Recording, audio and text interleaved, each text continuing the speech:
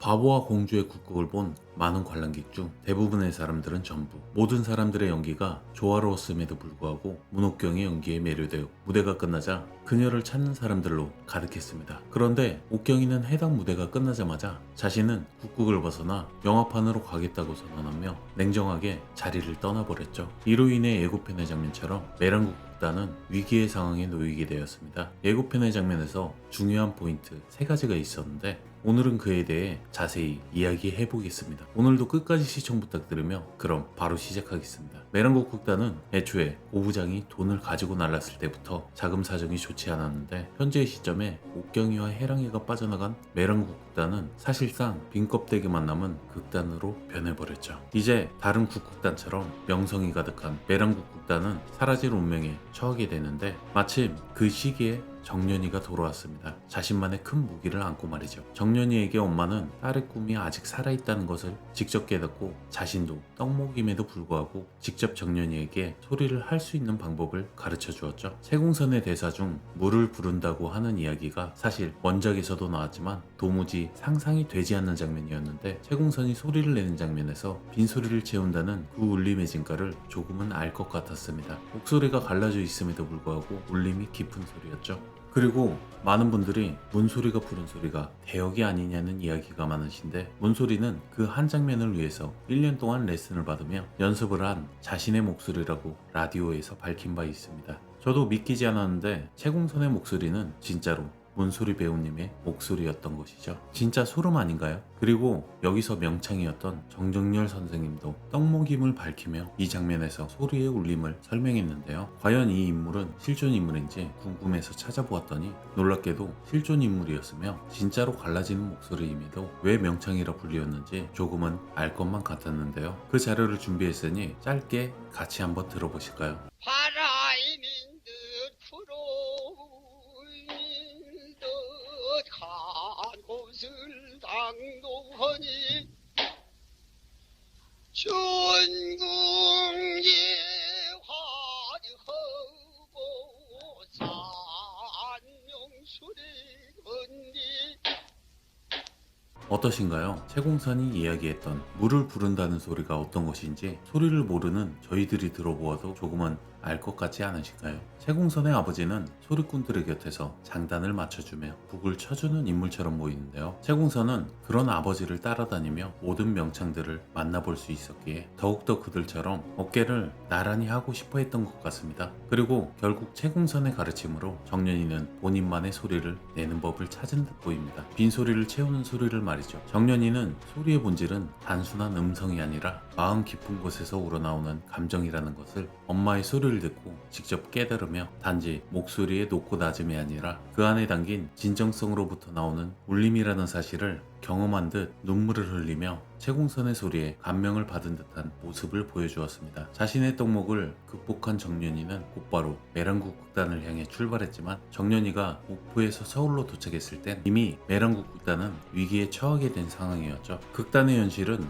연구생들이 하나둘 떠나며 국극단은 더 이상 과거의 명성을 되찾기는 힘들어 보였는데요. 여기서 제일 중요한 인물인 옥경이도 없었기에 극단을 찾는 사람은 더욱 줄어들었을 테죠. 애초에 문옥경은 항상 같은 역할을 하며 국극에 오래전부터 질린 상태였었는데 자신을 대신할 사람으로 충분한 자질이 있는 정년이를 자신의 후계자로 삼고 싶어 했습니다. 그래서 그 기대감에 정년이를 발견하자마자 자신을 대신할 수 있게 도왔지만 정년이가 목이 부러지는 상황이 생겨버렸죠. 그로 인해 이제 후임에 대한 기대감이 사라지면서 옥경이는 미련도 남지 않았다 말하며 공연에 일정이 남아있음에도 불구하고 국극단을 나가는 무모한 모습을 보여주었는데요. 사실 그 장면은 무책임한 모습처럼 보이기도 했습니다. 그런데 결국 옥경이는 매랑국 극단에게 큰 도움을 줄 것만 같아 보입니다. 현재의 상황을 보면 이미 고 부장이 돈을 전부 빼간 것을 알고 있던 옥경이는 자신의 새로운 꿈을 찾아 영화계로 넘어간다면 분명 매랑국 극단이 큰 위기를 맞을 것이라는 사실을 누구보다 더 잘 알고 있었을 텐데요. 사실 원작에서는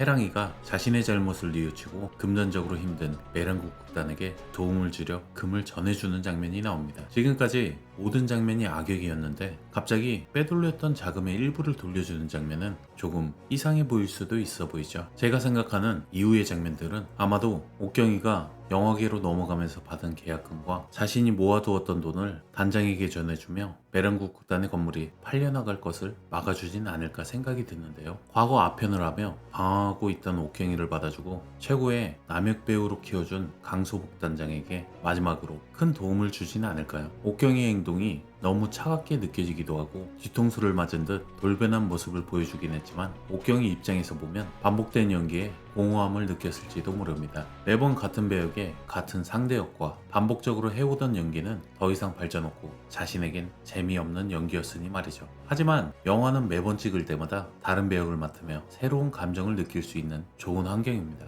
결국 그런 옥경이의 입장을 들여다보면 그녀의 행동은 그저 잘못된 것이라고만 볼 수도 없어 보이는데요. 단장의 입장에서도 자신과 앞으로도 국국을 이끌어 나갈 사람이라고 생각했는데 갑자기 국국단을 떠난다고 하니 더욱 충격에 빠질 수밖에 없어 보였는데요. 그런 위기를 극복할 수 있게 다시 나타난 정년이의 아이디어를 통해 이제 새로운 장을 열 듯 보이죠. 지금껏 메랑 국국단은 이미 이름 하나로 티켓 파워를 가지고 있었기에 굳이 맛보기인 무료 공연을 할 필요가 없었죠. 하지만 이제 메인 연기자들이 빠진 상황이기에 정연이와 영선은 무료 공연을 하며 옥경이와 해랑이가 없어도 그녀들을 대신할 사람들이 있음을 직접적으로 보여주기 위해 직접 무료 공연을 나선 듯한데요. 여기에도 또 하나 중요한 장면이 있습니다. 무료 공연을 하는 장면에선 홍주란이 연기하는 모습은 그 어디에도 없다는 것이죠. 그 장면은 아마도 주란이는 그녀의 어머니가 제시했던 결혼을 받아들일 것만 같아 보이는데요. 목포에서 돌아온 정연이를 모두가 반길 때조차도 주란이는 그 자리에 앉아서 멍하니 정연이를 바라보고 있었죠. 그 장면은 여전히 정연이에 대한 죄책감에 사로잡혀 정연이를 마주하기 힘들어하는 듯한 모습이었는데요. 다시 돌아온 정연이를 보고 오히려 주란이는 마음을 놓고 자신의 어머니가 말했던 선을 보며 결혼을 하지 않을까 생각이 듭니다. 정연이가 완벽하게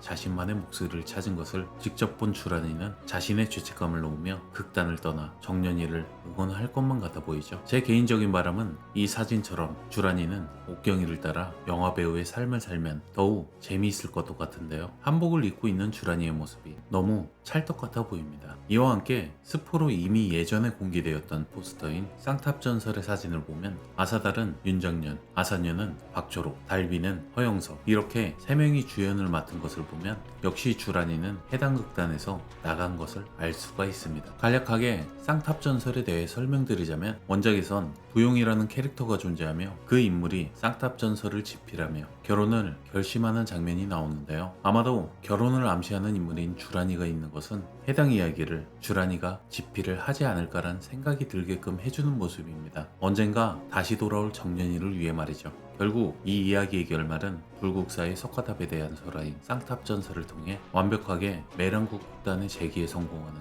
결말을 마무리할 듯한데요. 더 이상 자신의 목소리를 되찾으려는 것에 집착하지 않고 자신의 내면에 담긴 감정과 이야기를 담은 소리로 표현하는 데 집중하며 무대 위에서 그의 변한 목소리조차 감동을 줄 수 있는 진정성 있는 소리로 관객들에게 다가갈 듯 보여집니다. 과연 11화의 정연이가 부를 추월만정은 어떤 느낌일지 진짜 기대가 되는데요. 특히 그 갈라지는 목소리를 연기한다는 게 진짜 놀랍기도 하면서 소름 끼치더라고요. 여러분들은 정연이의 추월만정 무대를 어떻게 예상하시나요? 그리고 옥경이와 주란이의 선택에 대한 여러분들의 생각을 댓글로 알려주세요. 오늘도 끝까지 시청해주셔서 감사합니다.